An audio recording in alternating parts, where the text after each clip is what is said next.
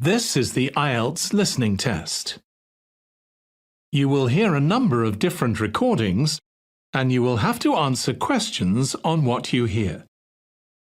There will be time for you to read the instructions and questions, and you will have a chance to check your work. All the recordings will be played once only. The test is in 4 parts. At the end of the test, you will be given 10 minutes to transfer your answers to the answer sheet. Now turn to part 1.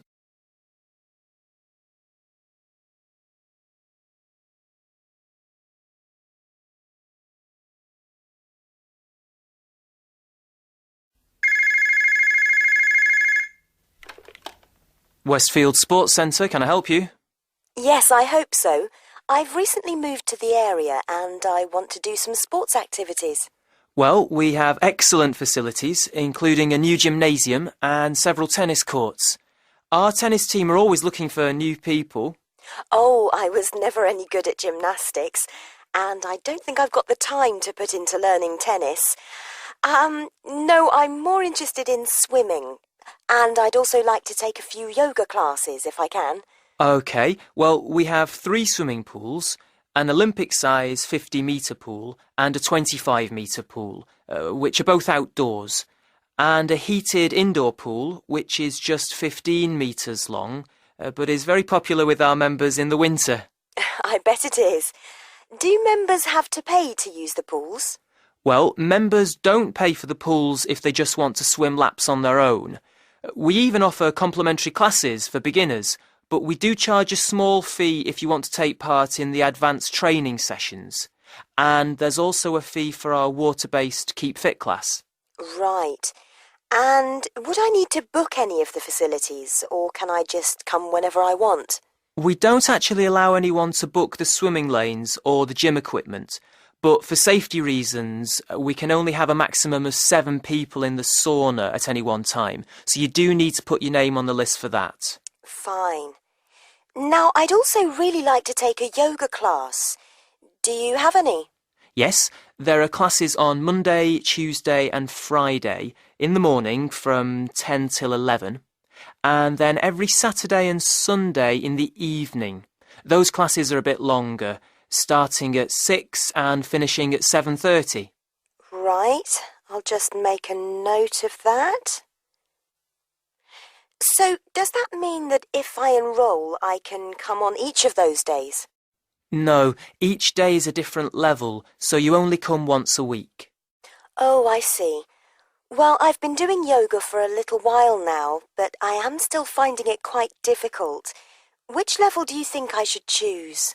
Most people start at the lowest level, and then you can talk to the instructor about changing if you think it's too easy. OK. How much are the classes? They're £1.50 an hour for members. Great. Now, I'd like to come in and look at the facilities. Would someone be able to show me around? Yes, no problem.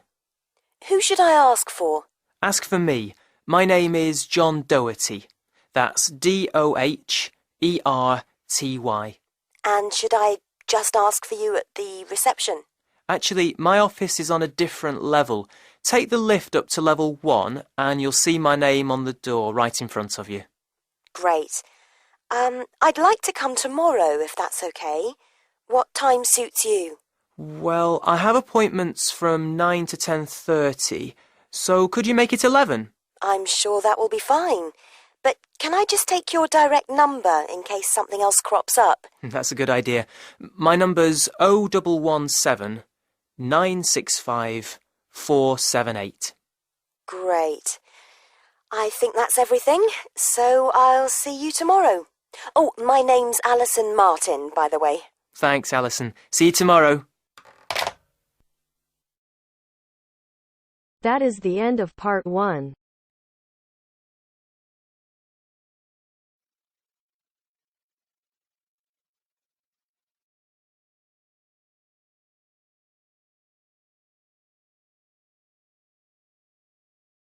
Now turns to part 2.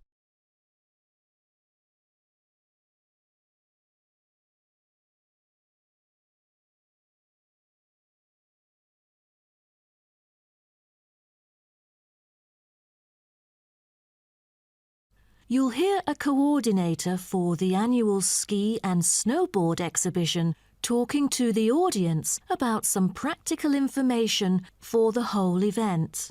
First, you have some time to look at questions 11 to 15.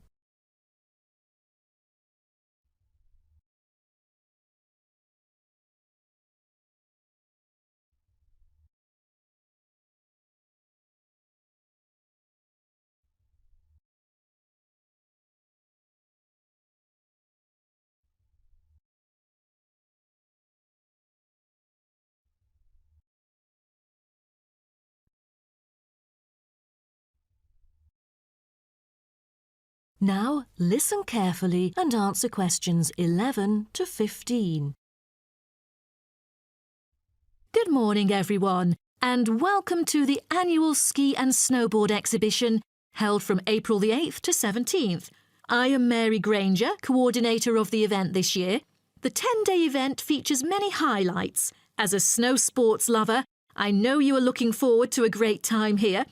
Now, I'd like to offer you some practical information about the whole event and what to expect from it.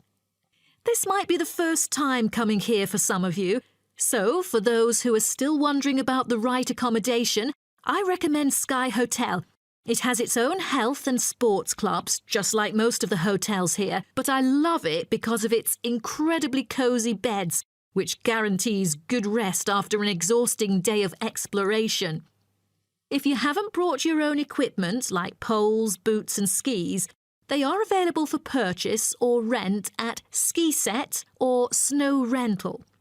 The exhibition this year provides a colourful look into the history of skiing and an inspiring peek into the future prospects of the sport. Apart from the fascinating photo exhibitions and the most up-to-date skiing gear like always, this year we have added 4 computers which can imitate the process of skiing, ensuring the same physical activity and sensations that appear during the skiing process on downhill slopes. But I have to warn you that it might be quite time-consuming to line up for the free trial experience. Many have posed the question as to how to enter the skiing and snowboarding competition. Well, rather than filling out the back of the entrance ticket or bombarding the committee with emails, the most effective method is by checking out the exhibition newsletter delivered every month for availability. At the most beloved local event, the exhibition has also drawn attention from the press. Last year, massive media coverage was on the worrisome amount of snowfalls. In order to avoid the same predicament, several artificial skiing slopes have been built. With more participants this year, we have lowered the entrance fee, which has been widely reported to local newspapers. A bonus for our participants is the ski programme. It offers a wide variety of lessons and sessions with qualified instructors, ensuring that all ages and abilities are catered to, from the first-timers to seasoned amateurs. I strongly advise you to sign up for the programme, as it is offering an unprecedented 30% discount. That's mainly because we are cooperating with the programme organiser, who promises affordable prices only for the participants of the festival this year. Before you hear the rest of the talk, you have some time to look at questions 16 to 20.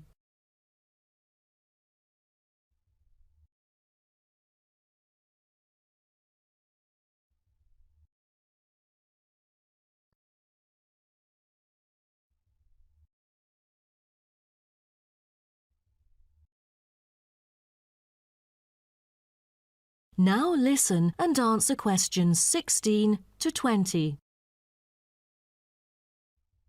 Now, I would like to introduce you to the list of presentations during the following week so that you can better plan your schedule. The first presenter, Simon, is one of our best ski instructors. As an experienced instructor, he will inform you about the dangers that face skiers and snowboarders. Accidents happen mostly to those who are careless or ignorant. Good risk management involves considering both the probability and consequences of an accident.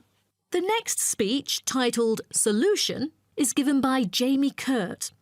A list of problems may occur to novice skiers and snowboarders, so he is going to offer useful information for first-timers on choosing the appropriate gears, the right dress code and ways of protecting your skin. For instance, some of you may have rented the skiing equipment, but rental footwear is notoriously uncomfortable. Then, Jamie will provide instructions to help make your footwear fit better. The third speech is about a documentary introducing skiing and snowboarding and the difference between the two sports. It also depicts a group of snow lovers exploring new slopes with breathtaking views. The director, Andy Fisher, will be there, addressing the whole shooting experience. The fourth talk is about the tricks of skiing, presented by Harry Tyson. It is most useful for those who have already tried skiing yet still need more practice to master the sport. Harry will teach you how to turn more skillfully. A lot of people can keep their skis roughly parallel, but there's no point if you make it hard to work with and slide around out of control. Useful exercises will also be suggested to improve your parallel skiing technique so that you can tackle steeper slopes and enjoy yourself more. Jason Smith will be the last presenter, mainly addressing towards advanced skiers. He manages to apply snow climbing into skiing. Climbing in soft snow, you are floundering around. Walking becomes harder, so a good trick during climbing is to maintain a wider gait, approximately shoulder width, so that you are more stable while walking. This works for skiing as well. That is the end of part 2. You now have half a minute to check your answers.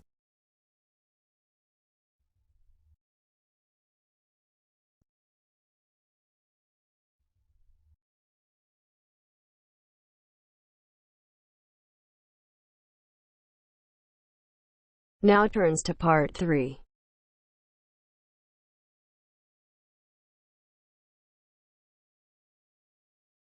You will hear a conversation between a student and her professor talking about a summer course. First, you have some time to look at questions 21 to 24.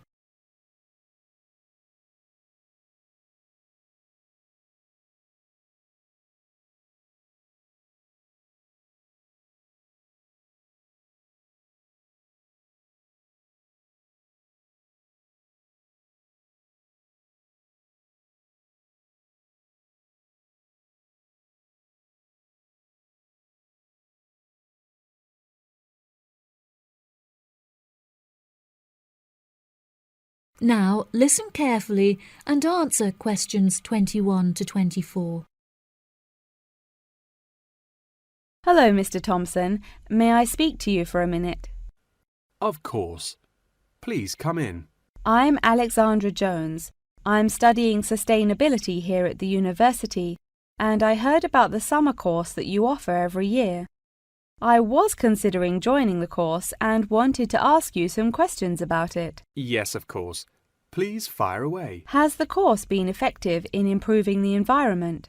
Yes, absolutely. We have seen great results.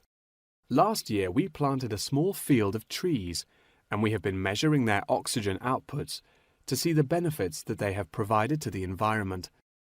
Since we were regulated by law last month, we are now able to hugely enhance our efforts. Our current goal is to introduce a lot more tree species to the plot so that we can establish a complex habitat and compare the benefits of each species. In order to do this, we need to get a lot more students involved in the project. So I am very pleased to hear about your interest. Well, the project sounds fascinating. I would definitely like to be involved. Absolutely. Over the years, we have received funding from private investors and from selling shares. But the biggest improvement in our research came from a government fund that we received in the first year.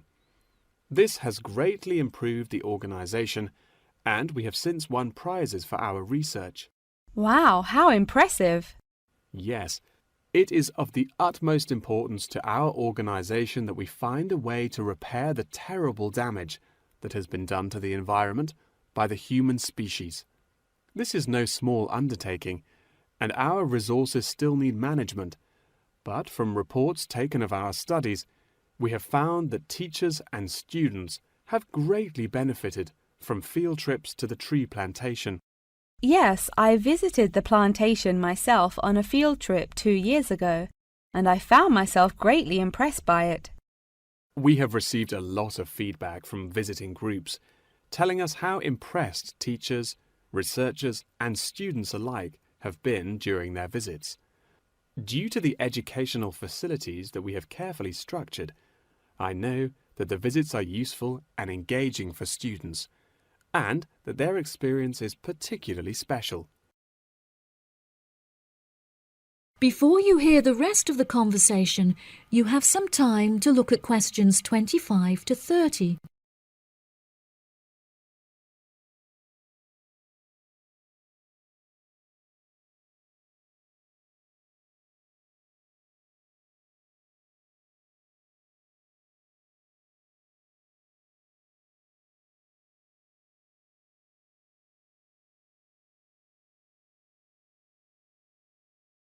Now listen and answer questions 25 to 30. So, what is the particular focus of the organisation and the reports that it provides? I am personally very interested in soil erosion, so I knew that I definitely wanted to focus some of the report on this area. Before I set up the organisation, I looked up information on what areas were currently being researched, and I found that there were already studies into air pollution and water pollution. I obviously wanted to find a unique area to research, and so these were no good. I was tempted to look into the background of overgrazing, but the impacts of forest exploitation are far more devastating, and very little research has been carried out on this subject. So I decided that this should also form some focus for the report. Yes, that makes sense. What have you found to be the greatest benefits of the activities carried out by the organisation? I have found that the greatest benefits are not the ones that anyone can learn from a book, like how to collect data, but more importantly, are life lessons that one can gain only from experience. Students who have partaken in the summer course have massively enhanced their confidence, which will prove invaluable for the rest of their lifetime. The people who partake in the summer course already know the importance of environmental protection, so it is not important that we spend time teaching them this. Students instead benefit from learning the importance of punctuality, as each day they have to wake up early to make sure that they are not late for their practical experience sessions. If I decide to attend the summer course, what will I be doing for the rest of the time when no activities are going on? Well, we unfortunately don't yet have a library on site, so you would be unable to read reference books, although you are obviously welcome to bring some books of your own with you. We offer a range of fun hobbies, such as games and painting, for students to participate in outside of their classes. So you could participate in one of these activities. We do not offer tutorials outside of the scheduled classes. However, you are free to interview teachers and ask them any questions you may have about the research. Well, the course sounds fantastic. I would definitely like to participate during the summer. Thank you so much for your help. No problem at all. Here is a form with all of the details. I look forward to seeing you there. That is the end of part 3. You now have half a minute to check your answers.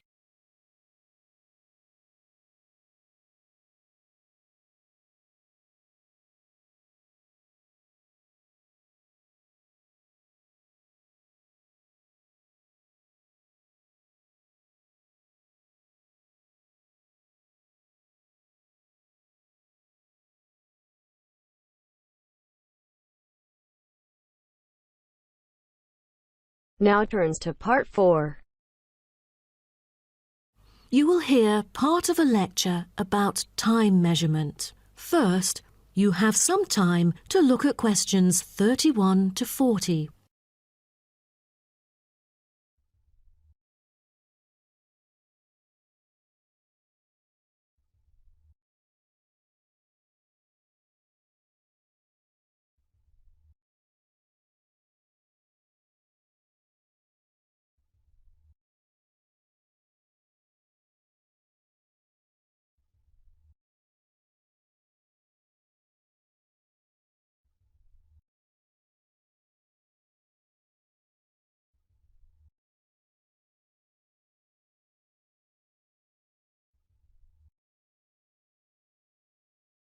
Now, listen carefully and answer questions 31 to 40.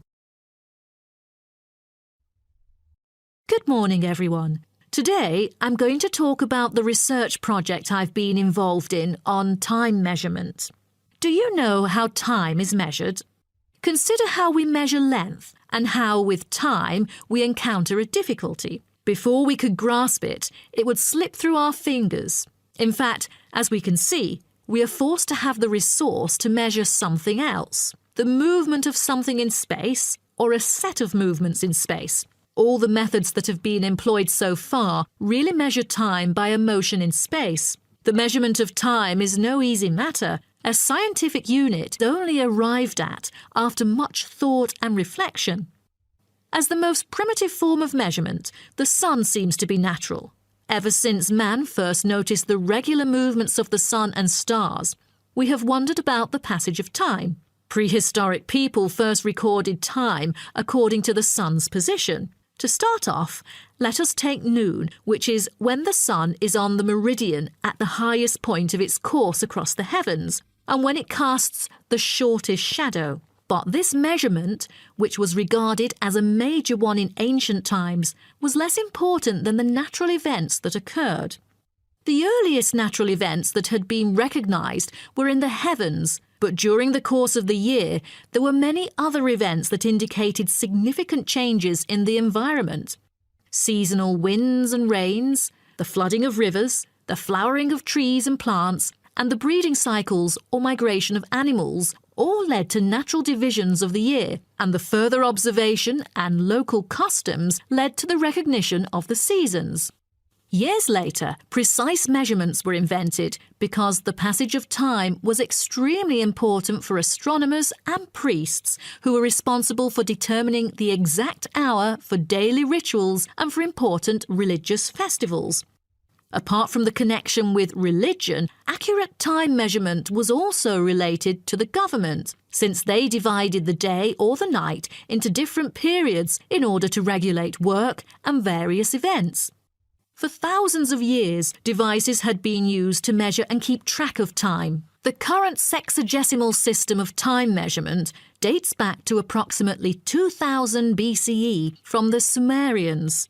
It was found that the earliest ancient timekeepers were mainly invented and used in Mesopotamia, where the water clock was introduced from, as well as in North Africa, especially in the area of ancient Egypt.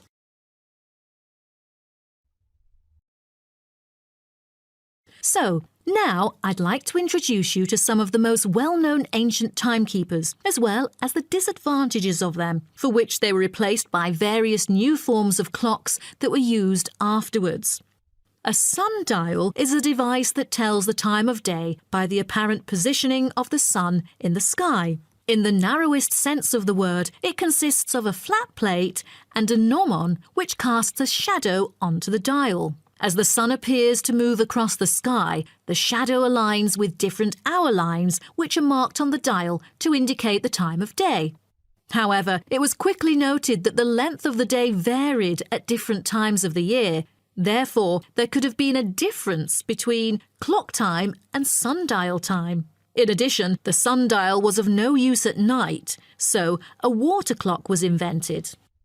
The water clock, or clepsydra, appeared to have been invented around 1500 BCE and was a device which relied on the steady flow of water from or into a container. Measurements could be marked on the container or on a receptacle for the water. It was reliable, but the water flow still depended on the variation of pressure and temperature from the top of water in the container. As the technology of glass blowing developed, from some time in the 14th century, it became possible to make sand glasses. Originally, they were used as a measurement for periods of time like lamps or candles. But as clocks became more accurate, they were calibrated to measure specific periods of time. The drawback, however, as you can imagine, was the limited length of time they could measure. The last timekeeper to be introduced is the fire candle clock. Candle clocks took advantage of a simple concept, the slow and consistent nature of a burning wax candle. By utilising this process, our ancestors were able to keep steady track of the time. The clocks were created by engraving the length of the candle with evenly spaced markings. Each marking represented a single unit of time, and as the wax burned down, each hour would disappear. However, the drafts and the variable quality of the wax mainly influenced the time of burning. Like oil lamps, candles were used to mark the passage of time from one event to another rather than tell the time of day. That is the end of part 4. You now have half a minute to check your answers.